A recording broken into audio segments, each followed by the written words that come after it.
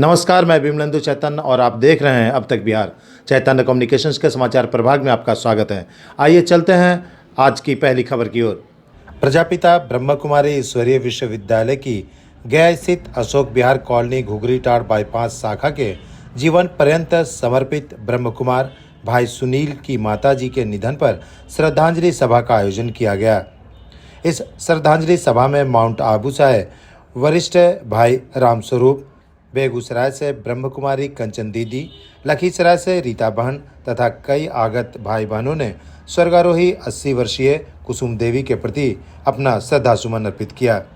श्रद्धांजलि सभा में मौजूद अतिथियों ने कहा कि स्वर्गीय कुसुम देवी जीवन पर्यंत दान पुण्य, भजन कीर्तन तथा भक्ति भाव से ओतप्रोत रहीं। साथ ही विगत 10 वर्षों से निरंतर ब्रह्म कुमारी ईश्वरीय विश्वविद्यालय की अशोक विहार स्थित संस्था की शाखा में ज्ञान योग करती थी। 6 नवंबर 2023 को कुसुम देवी ने अपना स्थूल काया को छोड़कर ब्रह्मलीन हो गई।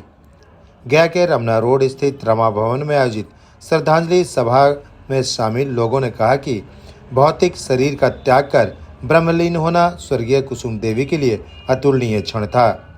माउंट आबू से आए भाई रामस्वरूप तथा कंचन दीदी के अलावा लखीसराय से आई रीता बहन ने कहा कि नित्यदिन ज्ञान योग करते हुए कुसुम देवी ने ब्रह्मलीन को प्राप्त किया है। इंसान जब बिना कष्ट का स्वर्गारोहण करता है तो यह उसके लिए सौभाग्य और सत्कर्मों का फल माना जाता है। अब तक बिहार ब्यूरो रिपोर्ट, गया। ओम शांति। अभी हम सभी उपस्थित हुए हैं ये ब्रह्मा कुमारी ईश्वरीय विश्वविद्यालय गया के सेवा केंद्र के कौन सा अशोक नगर है, ये है रमना वहाँ, और ख़ास हमारे विश्वविद्यालय द्वारा एक माता जी कुसुमा माता जो विद्यालय की विद्यार्थी थी ब्रह्मा कुमारी की, उनका देहावसान के बाद आज उनका पुण्यतिथि है, 12वीं है। तो अपने भारतीय संस्कृति कल्चर के अनुसार हमारे यहाँ भी भोग लगाने के उस आत्मा को निमित्त लगाते हैं और श्रद्धांजलि अर्पित करते हैं। इसीलिए हम खास ब्रह्मा कुमारी का हेडक्वार्टर माउंट आबू है, वहाँ से पधारे हैं और सारे विश्व का ब्रह्मा के ईश्वरीय विश्वविद्यालय के 140 देशों में हमारा ब्रांचेज हैं, लेकिन मुख्यालय अंतर्राष्ट्रीय मुख्यालय आबू पर्वत पर है। तो खास इनके निमित्त भी और हमारे इस क्षेत्र की जो बेगूसराय क्षेत्र से आती हैं कंचन दीदी और लखीसराय से रीता दीदी और सभी यहाँ और सभी ब्राह्मण परिवार बीकेस बैठे हैं श्रद्धांजलि के लिए। हमारे वहाँ भी एक सिस्टम है कि जब कोई आत्मा शरीर छोड़ के जाती है तो उसके लिए शुभ भावना और शुभ कामना की पुष्पांजलि। और आप सभी जानते हैं कि लोग कहते हैं भी खाली हाथ आए और खाली हाथ गए, लेकिन हमारे यहाँ ईश्वरीय विश्वविद्यालय में स्वयं परमपिता परमात्मा निराकार शिव बाबा ब्रह्मा के द्वारा ईश्वरीय ज्ञान और राजयोग सिखाते हैं।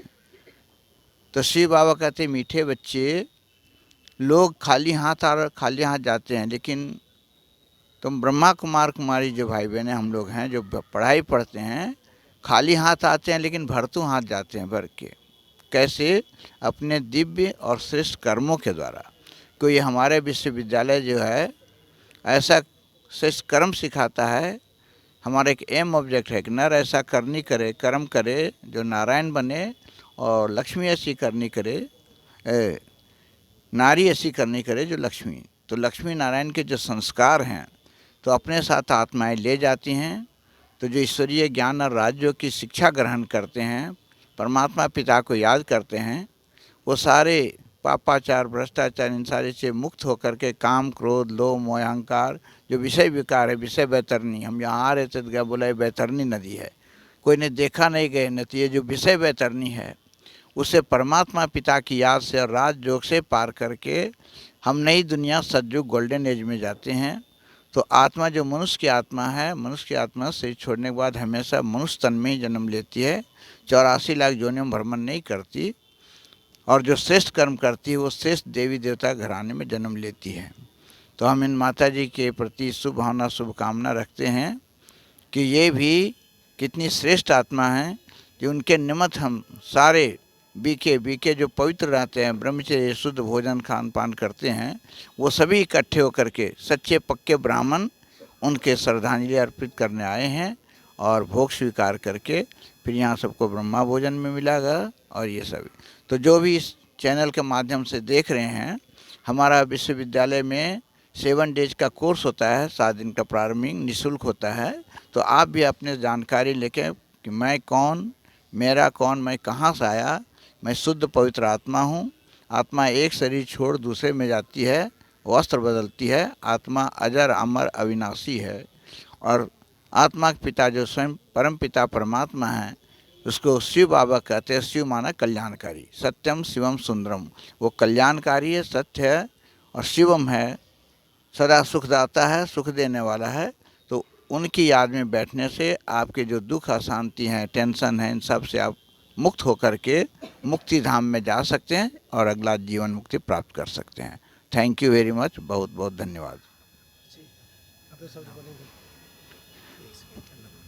परिचय, इस शरीर का नाम का हम जब भी परिचय देते जी, तो दोनों बताते हैं कि शरीर जो बोल रही वो आत्मा है। आत्मा निकल जाती है तो बोले साहब आए थे चले गए, गए नहीं, वो वहीं पड़े हैं, तो डेड बॉडी रह जाता है शरीर। तो ये शरीर का नाम है डॉक्टर राम श्लोक सिंह। हम इसी क्षेत्र के जी, और हम DHMS पढ़ाई किए हैं यूनिवर्सिटी, बिहार यूनिवर्सिटी मुजफ्फरपुर से। हम इसी क्षेत्र के रहने वाले हैं। पहले बिहार था, अभी झारखंड में है, हजारीबाग झुमरी तलिया, और वहाँ से हम आए हैं खास। और वहाँ हम 1969 में ईश्वरीय ज्ञान में, और 70 से हम ईश्वरीय नियम मर्यादाओं में 22 साल की उम्र में गए थे, और बाल ब्रह्मचारी हैं। सारा कैसे स्वयं पवित्र रहकर विश्व को पवित्र बनाना है, पावन बनकर पावन दुनिया के, यही परमात्मा पिता की संदेश है कि बच्चे खुद निर्विकारी बनो, निर्विकारी दुनिया के लायक बनाओ। ये तो तमो प्रधानता है, भ्रष्टाचार पापाचार, ये स्वतः खत्म हो जाएगी जब आप श्रेष्ठाचारी को धारण करेंगे। Thank you very much. आज हम सभी विशेष रूप से हमारी अति मीठी कुसुम माता जी, उनके देवसान पर एकत्रित है, उनके प्रति अपनी भावांजलि अर्पित करने के लिए, अपने श्रद्धा सुमन अर्पित करने के लिए। और हम सबको माता जी के जीवन से ये प्रेरणा मिलती है कि अगर हम अपने जीवन में पुण्य की कमाई जमा करते हैं तो हमारे जाने के पश्चात भी अनेक आत्माएं हमारे जीवन का एक सुंदर संदेश सुन करके पुण्य करने की प्रेरणा ले पाती हैं। और साथ ही साथ जब भी किसी की मृत्यु होती है तो हम सबको ये आत्मनिरीक्षण करने का मौका मिलता है कि वो व्यक्ति संसार से गया तो क्या अपने साथ लेकर गया। हमें ये आत्मनिरीक्षण करने का मौका मिलता है कि कोई वस्तु उसके साथ नहीं गई, कोई व्यक्ति उसके साथ नहीं गया, लेकिन वो व्यक्ति संसार से गया तो अपने कर्मों की कमाई को अपने साथ लेकर गया। इसलिए हर जाने वाली आत्मा से हमें ये प्रेरणा मिलती है कि हम अपने जीवन में इतना पुण्यों की कमाई करें जो हमारा वर्तमान का जीवन भी सुखी हो और हमारे आगे की यात्रा भी सुखद हो। ये हमें एक प्रेरणा मिलती है। फिर हम चिंतन करें, आज मेरा जन्म जिस परिवार में है, आज हमें जो सुख सुविधाएं प्राप्त हैं, या आज हमारे जीवन में कोई परिस्थिति है, तो इन सब की वजह हमारा कर्म है, चाहे वो इस जन्म का हो, चाहे वो पिछले जन्मों का हो। आज तक हम अपने दुख और सुख के लिए दूसरों को दोष देते थे और कोई दोष देने वाला नहीं मिलता था तो भगवान को दोष दे देते थे। लेकिन आध्यात्मिक ज्ञान हमें ये अनुभव कराता है कि हमारा जीवन परमात्मा के द्वारा मिला हुआ एक गिफ्ट है। भगवान कभी भी अपने बच्चों को दुख नहीं दे सकता। दुख या सुख मनुष्य को अपने ही कर्मों से मिलता है। और जहाँ तक संबंधों की बात रही, तो जिन संबंधों को हमने अपने पिछले जन्मों में सुख दिया होता है, उनसे हमें सुख की प्राप्ति होती है। और जिन आत्माओं को हमारे द्वारा कभी दुख मिला होता है, उनसे रिटर्न में हमें दुख मिलता है। इसलिए अगर हम चाहते हैं हमारे संबंध सबके साथ अच्छे हों, तो हम सबको क्षमा करते चलें और सबसे दिल से क्षमा मांगते चलें। जाने अनजाने में अपने किए हुए पाप कर्मों के लिए अगर हम क्षमा याचना कर लेते हैं, तो सहज ही हमारे कर्मों का जो हिसाब किताब है वो चुकता होता है और हमारे जीवन की यात्रा सुखद होती है। यही आज के दिन पर संदेश है। ओम शांति। मेरा नाम शरीर का ब्रह्मा कुमारी कंचन बहन है और मैं विगत 25 वर्षों से ब्रह्मा कुमारी ईश्वरीय विश्वविद्यालय में समर्पित रूप से अपना जीवन जी रही हूँ। यूँ तो मुझे ये ईश्वरीय ज्ञान बाल्यकाल में प्राप्त हुआ, लेकिन संस्था में समर्पित रूप से अपनी सेवाएं देते हुए मुझे 25 वर्ष हो चुके हैं। ओम शांति। ओम शांति। आज हमारे पूज माता जी जो 6/11 को पुराना शरीर त्याग करके अपनी नई जीवन यात्रा का आरंभ करने जा रही हैं।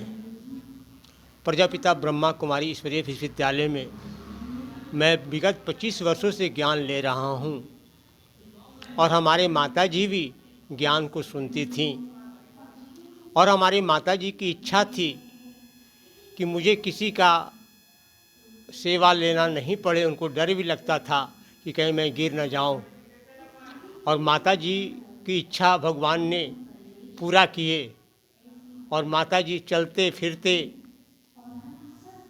उन्होंने आधे घंटे के अंदर सुबह उठी और वो स्नान करने ही जा रही थीं तो हल्का से गिरी और आधे घंटे में उन्होंने पुराने शरीर को त्याग दिया।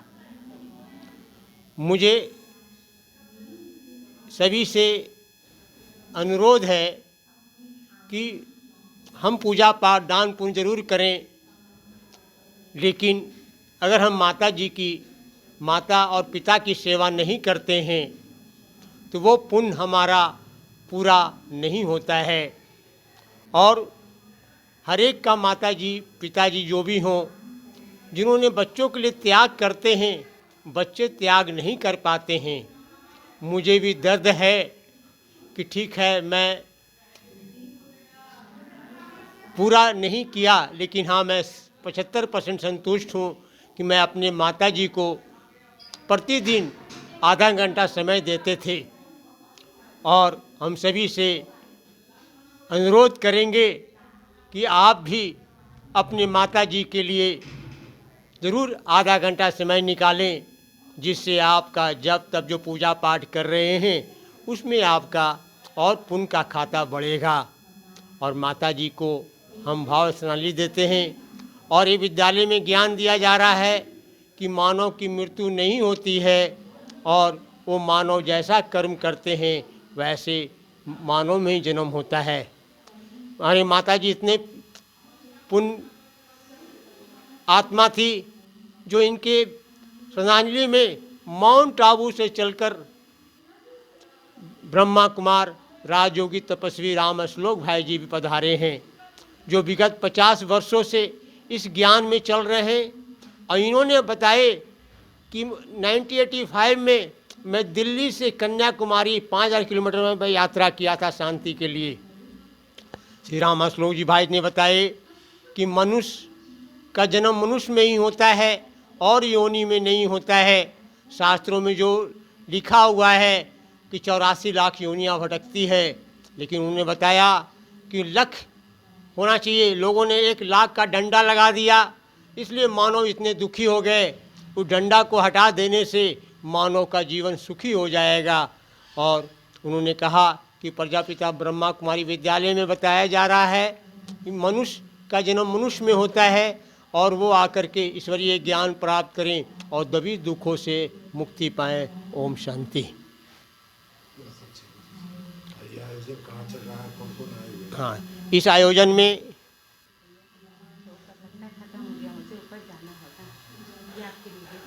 अच्छा एक मिनट बोल जाइए, है ना। तो हम इसमें विनोद जी जो अधिक प्रकोष्ठ के भी बिहार प्रदेश के भी हैं, जदयू के नेता हैं और हमारे मित्र भी हैं और कई गणमान्य लोगों ने यहाँ पे आए हैं। तो हम सभी का आभार व्यक्त करते हैं और सभी से कहेंगे कि पूजा पाठ के साथ साथ सबसे बड़ी पूजा अपनी माँ को ध्यान देना, अपने पिता को ध्यान देना। ओम शांति। आज सुधीर जी के माता जी के श्रद्धांजलि कार्यक्रम में हम लोग उपस्थित हुए हैं। मैं तहे दिल से भावभीनी श्रद्धांजलि उनके चरणों में अर्पित करते हैं और ईश्वर से प्रार्थना करते हैं कि उनकी आत्मा को शांति मिले और पूरे परिवार को धैर्य एवं शक्ति प्रदान करे। यही करके अपनी बात समाप्त करते हैं।